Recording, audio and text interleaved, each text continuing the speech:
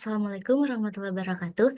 Halo semuanya, perkenalkan nama saya Istimawarda. Sekarang saya lagi berkuliah di Prodi Teknik Geofisika, Fakultas Teknik Universitas Syahkuala. Nah, jadi kali ini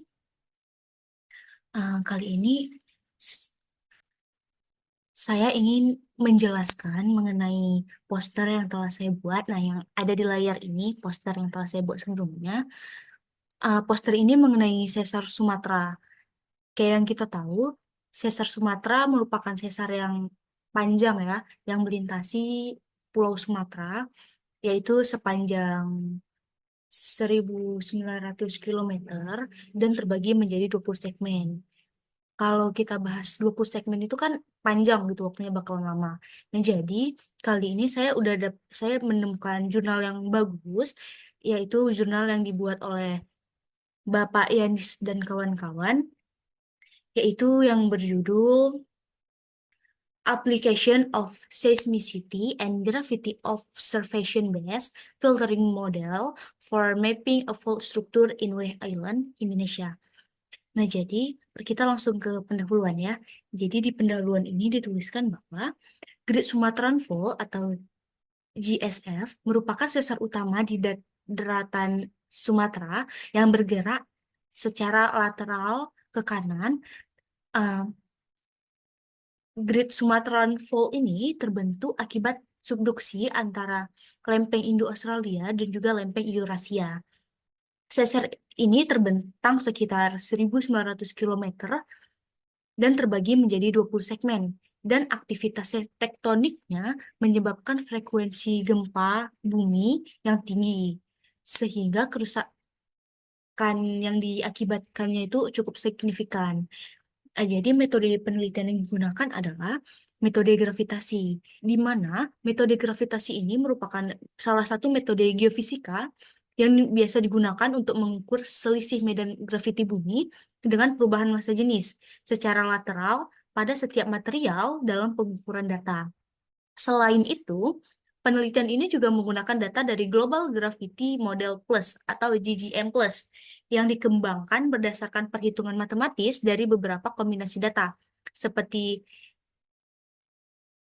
HOCE, EHM28, dan satelit GRACE.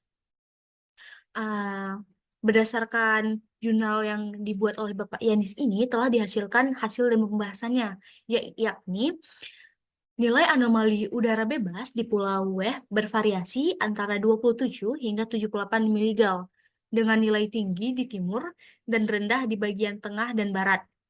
Distribusi ini menunjukkan adanya patahan yang kontras, arah northwest dan juga southeast. Namun, anomali udara bebas hanya mencerminkan perbedaan topografi dan tidak menggambarkan kondisi geologi bawah permukaan. Nah, jadi kan kita baru tahu di atas permukaannya aja nih. Kita belum tahu di bawah permukaan. Nah, jadi gimana cara supaya kita dapetin kondisi geologi bawah permukaan? Nah, di sini kita ngelakuin yang namanya koreksi. Koreksi yang dilakukan merupakan koreksi anomali Boge sederhana. Jadi, hasil dari ano koreksi anomali Boge sederhana tadi didapati nilai anomali Boge di Pulau Weh berkisar 32 hingga 78 miligal dengan nilai tinggi di sisi timur yang menunjukkan adanya batuan basaltit padat dan nilai rendah di sisi barat yang menunjukkan andesit dengan kepadatan yang lebih rendah. Ingat ya, nanti kita bahas di slide selanjutnya. Meskipun data Boge tidak menunjukkan distribusi patahan secara rinci, data tersebut membantu mengidentifikasi variasi kepadatan batuan untuk keakuratan lebih lanjut. Pemisahan data regional dan residual dilakukan. Nah, di sini ada dokumentasi yang terdapat di jurnal tersebut. Untuk yang pertama ini merupakan sebaran gempa yang telah terjadi di Pulau Weh, eh, baik dari magnitud 1 sampai ke 5. Data ini diambil dari BMKG langsung. Nah, terus yang kedua ini ada peta regional Pulau Weh yang disediakan oleh Bennett et al. Pada tahun 1981 Pada peta tersebut, Pulau W terletak di ujung Sumatera yang dibatasi oleh wilayah laut dengan jarak kurang lebih 15 kilometer, sehingga sangat erat kaitannya dengan GSF pada Kepulauan Andaman. Nah, kayak yang tadi sudah saya bilang, ini tuh merupakan wilayah yang warna kuning ini, merupakan wilayah yang struktur bawahnya tuh di diisi oleh batuan andesit, dan yang warna merah ini basalt, dan yang warna biru ini riolit. Untuk garis merah yang ini merupakan Great Sumatran Fault, dan garis-garis hitam ini merupakan struktur dari patahannya. Kemudian ini tuh hasil pengolahan data gaya berat yang dihamparkan dengan struktur patahan setempat dari hasil penelitian sebelumnya. Dan geologi regional, untuk yang pertama ini ada data anomali udara bebas yang diperoleh dari GGM+. Dan yang kedua ada anomali Bogel lengkap berdasarkan asumsi densitas batuan sebesar 2,67 dan data koreksi medan. Dan yang ketiga ini ada anomali residual, dan yang terakhir merupakan anomali regional dari data Bogel. Nah, yang terakhir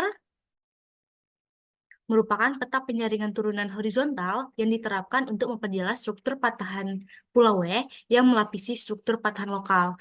Nah, dapat kita lihat yang garis-garis berwarna hitam ini merupakan patahan lokal yang ada di Pulau W ini sendiri. Jadi kalau kita bilang di Pulau Sumatera, Great Sumatran Fault, di Pulau W sendiri ini memiliki banyak patahan lokal. Kalau nggak salah itu sekitar 17 patahan lokal. Jadi,